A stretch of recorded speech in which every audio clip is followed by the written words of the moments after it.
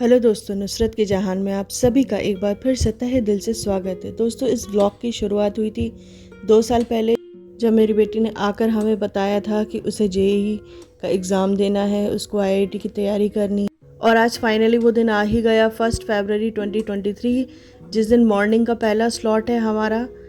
आज last day है और उसका पहला स्लॉट है हमारा, तो हम घर से निकल चुके हैं एग्ज़ाम देने के लिए। अभी भी वो अपने टैब पे अपनी लास्ट मिनट की प्रिपरेशन करती जा रही है।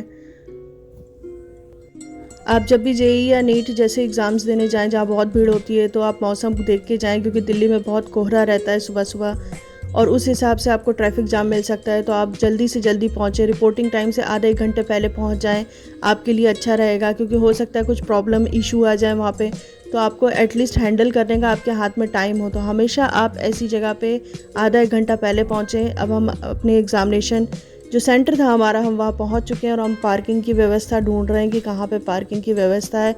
बहुत कीचड़ हो रही है, बहुत इंटीरियर इलाका है। अगर आप ये इलाका पहचानते हैं तो प्लीज़ कमेंट सेक्शन में बताइएगा कि दिल्ली का कौन सा इंटीरियर इलाका है। कभी भी इंपॉर्टेंट डॉक्यूमेंट्स रखने की जिम्मेदारी बच्चों को ना दें, वो नर्वस होते हैं, हो सकता है वो भूल जाएं, इसलिए पेरेंट्स ये जिम्मेदारी अपने सर लें और घर से निकलने से पहले चेक कर लें। मैं सामने खड़े बच्चों को देख रही थी, कोई पैर छू रहा था पेरेंट्स के, कोई गले लग रहा था। मुझे देख के इतनी खुशी हो रही थी कि अकेले बच्चों की मेहनत नहीं थी, 2 साल पेरेंट्स की भी मेहनत थी। धीरे धीरे बच्चे लाइन में लगने लगे और सब बच्चे लाइन में लग चुके हैं एग्जामिनेशन रूम में जाने के लिए। सारे डॉक्यूमेंट्स हम लोग लेके खड़े हुए हैं, जैसे कि आई कार्ड, आधार कार्ड, ये सारे डॉक्यूमेंट्स बहुत ज़रूरी हैं, उनके ओरिजिनल फॉर्म रखें। अभी पता चला हमें कि ये हमारा सेंटर नहीं है, तो हम बेसमेंट से भागते हुए दूसरे सेंटर पहुँचे।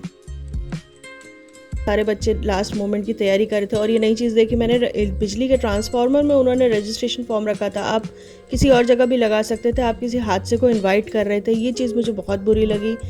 इतनी ठंड में सभी पेरेंट्स अपने बच्चे को टकटकी लगाए देख रहे थे कि बच्चा सेफली एग्जामिनेशन रूम में पहुंच जाए, कोई दिक्कत ना हो। ये मेरी तरह या हम सब की तरह पेरेंट्स खाने का सामान भी लेके आए थे। यहाँ पे चेकिंग चल रही थी, बच्चों के शूज़ खुलवाए जा रहे थे। उन्होंने बोला था कि स्लीपर पहन के आना है, उसके डूज़ और डोंट्स में लिखा हुआ था, लेकिन बहुत सारे बच्चे शूज़ पहन के आए थे, तो वो शूज़ उतार के चेकिंग कर रहे थे। और यहाँ पे आँखों के और कान के चेक हो रहे थे। बेल्ट कभी भी ना पहन के जाएं, क्योंकि सबकी बेल्ट वो उतरवा देते हैं, और इसलिए मैंने कहा था कि पहले से आपको आना चाहिए।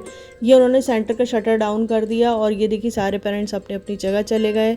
हम भी आके कार में रेस्ट करने लगे, क्योंकि इतनी ठंड हो गई थी और सुबह से उठे हुए 4 बजे से उठे हुए थे हम लोग।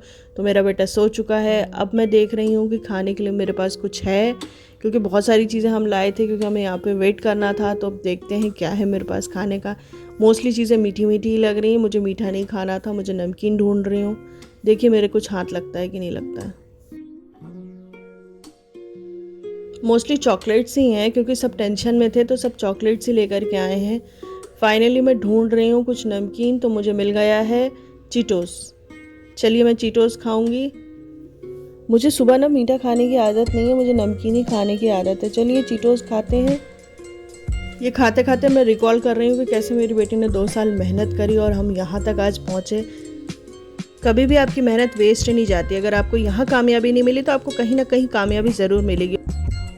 करेक्ट 12 बजे उन्होंने शटर खोल के सारे बच्चों को बाहर कर दिया और हम चले हैं घर की तरफ। अब घर जा कर के हम कुछ खाने का ऑर्डर करेंगे, और जब तक मैं ये वीडियो अपलोड करूँगी तब तक मेंस का रिजल्ट आ चुका है और मेरी बेटी का जेईई मेंस क्लियर हो चुका है। वो अब एडवांस की तैयारी कर रही है। अगर आप लोग एडवांस का भी व्लॉग देखना चाहते हैं तो प्लीज़ कमेंट सेक्शन में बताइएगा, तो मैं एडवांस का भी व्लॉग बनाऊंगी। जिन बच्चों का मेंस क्लियर नहीं होता उनके पेरेंट्स से मैं कहना चाहूँगी कि प्लीज़ बच्चों को टूटने ना दें, सपोर्ट करें, क्योंकि जिस ट्रॉमा से वो 2 साल से गुजरे हैं वो आप फील भी नहीं कर सकते। और बच्चे जब भी पढ़ाई करने बैठे हैं सोचे कि आखिरी बार पढ़ रहे हैं, कल मेरा एग्जाम है, क्योंकि इसी सोच के साथ ही आप आगे के लेवल की तैयारी कर पाओगे। खोल दे पंख मेरे, कहता है परिंदा, अभी और उड़ान बाकी है। ज़मीन नहीं है मंजिल मेरी, अभी पूरा आसमान बाकी है।